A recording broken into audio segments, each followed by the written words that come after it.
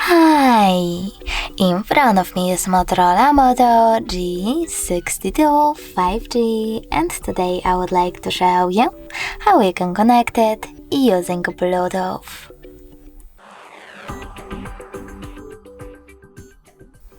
First of all, open Settings. Then you need to click on Connected Devices over here. Select Pair New Device and just wait for available ones to show. When they do, click on the chosen one.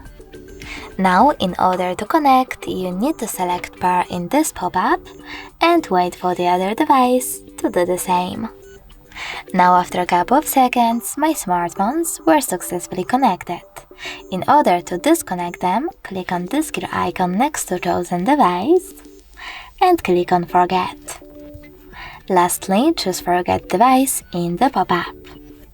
If you wish to connect to the same one again, select Pair New Device and tap on it. Then follow all of the same instructions. Thanks so much for watching. If you enjoyed this video, leave a like, comment and subscribe. Bye!